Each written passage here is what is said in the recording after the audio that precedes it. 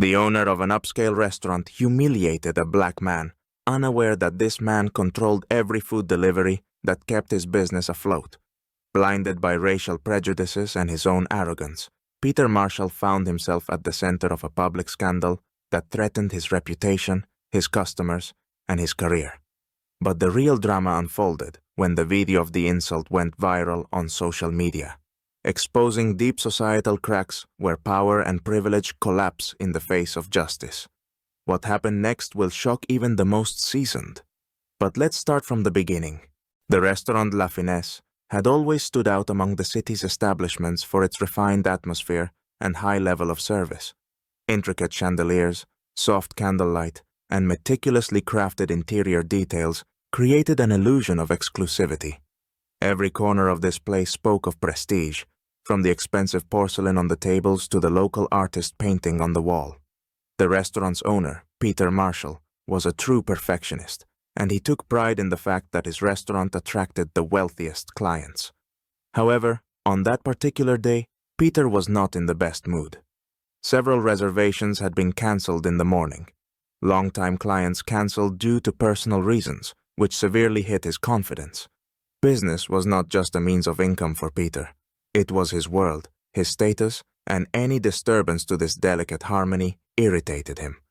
But the worst part was that the food deliveries were delayed. The entire staff was nervous. The chef was casting anxious glances at the empty refrigerators, and Peter was on the verge of exploding. And then, at this tense moment, a black man in work overalls entered the restaurant, not dressed in a fancy suit or showing any signs of status. His appearance immediately triggered a surge of rage in Peter. He didn't even take a good look at the man. The visitor's appearance alone became a cue for Peter's criticism. "What do you want here?" Peter asked sharply, not hiding the disdain in his voice. His words cut through the air like a knife, attracting the attention of a few patrons quietly seated at tables. "This is an upscale establishment, not a homeless shelter." The black man, Jonathan Carter, listened silently. He was no stranger to such insults. Throughout his years of work, he had encountered prejudice many times. However, instead of responding with aggression, he remained calm. His quiet dignity contrasted with Peter's aggressive stance. Carter knew that he held a controlling stake in the company that supplied the restaurant with its finest products, but he wasn't in a rush to use his position. Jonathan was accustomed to earning respect through his actions, not through flaunting his power. While Peter continued to vent his frustration, Carter stood his ground, maintaining his composure. He knew that this day would be a turning point for the restaurant, but for now, he watched as the man in front of him lost everything: respect, control, and soon, possibly his business. Peter, like a wound-up toy, didn't stop his harsh tirade, venting his frustration on Jonathan. He failed to notice how his employees began exchanging glances, some lowering their eyes, others looking away. Each of them knew who was standing in front of them. Jonathan Carter wasn't just some random visitor. He was the person responsible for the daily supply of the finest products to La Finesse, but none of them dared intervene. Despite his emotional instability, Peter was a strict and demanding boss. Any attempt to stop his aggression could result in getting fired. "How did you even get in here?" Peter fumed, his voice growing louder and his tone sharper. His eyes flickered with rage, fueled by his own sense of superiority. "You don't belong here, and I won't let someone like you ruin the atmosphere. Get out before I call security." Despite the rudeness and outright insults, Jonathan remained calm. His face stayed impassive, though a fleeting shadow of disappointment crossed his eyes. He calmly tried to explain the situation.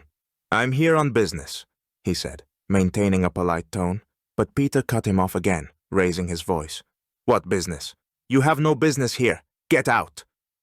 As their argument escalated, customers began to trickle into the restaurant. The first visitors, upon entering, were surprised by the scene unfolding in the center of the room. Some of them, noticing Peter's outrage and Jonathan's silent composure, pulled out their phones and started recording. Simultaneously, whispers spread throughout the restaurant, further intensifying the tense atmosphere. "Look at that owner.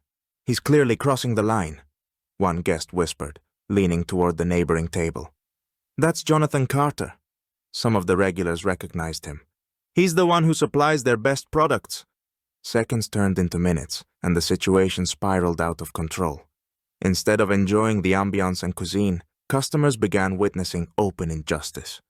Peter continued his outburst, oblivious to the fact that his own words were destroying the restaurant's reputation in real time.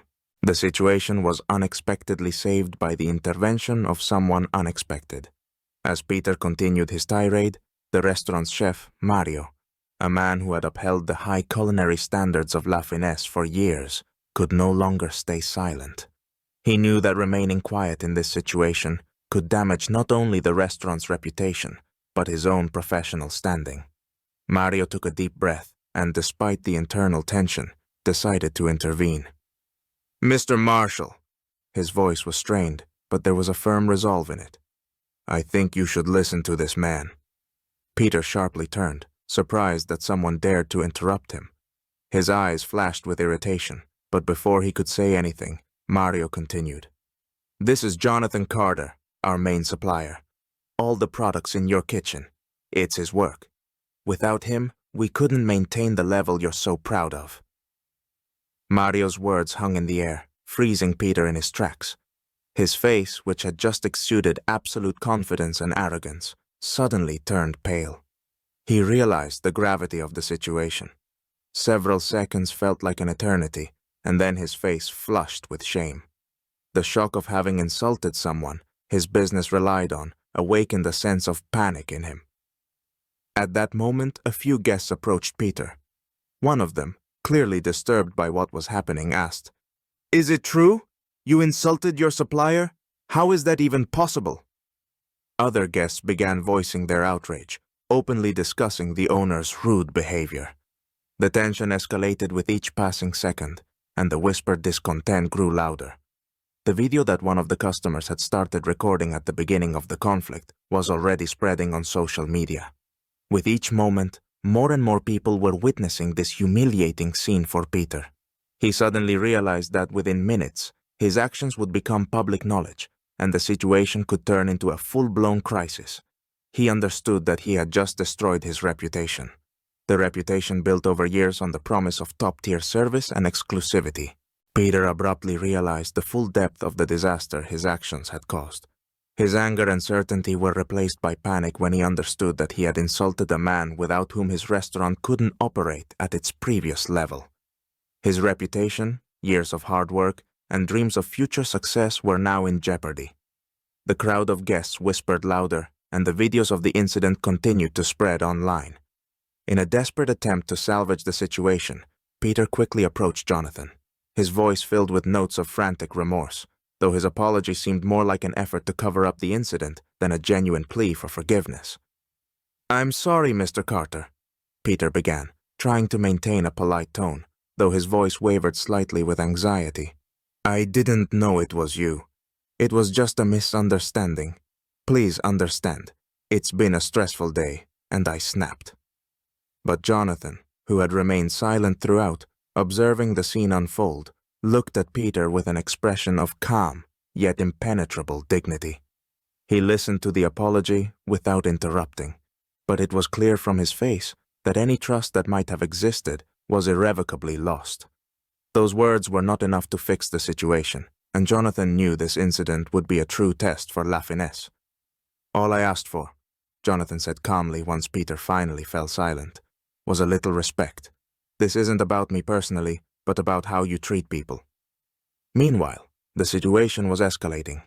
The video recordings of the incident began gaining traction on social media, attracting attention from both everyday users and journalists.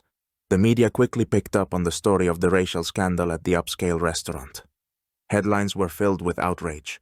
Restaurant owner insults supplier on racial grounds. Racist scandal in the heart of the city. Gross injustice at elite restaurant. Soon, the pressure became unbearable, and Peter had to organize a public press conference where he officially apologized. In front of the cameras, he appeared nervous, carefully choosing his words. "I deeply regret what happened and realize that my words were unacceptable. I don't excuse myself, and I would like to publicly apologize to Mr. Carter and anyone else who may have been affected." But even that couldn't save the restaurant.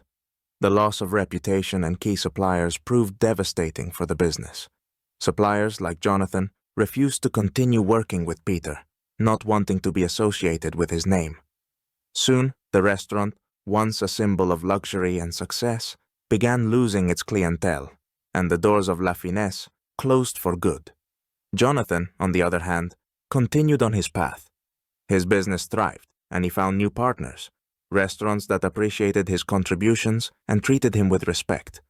This incident became another reminder for him of how quickly people could judge based on appearances, but also of how societal awareness could challenge injustice.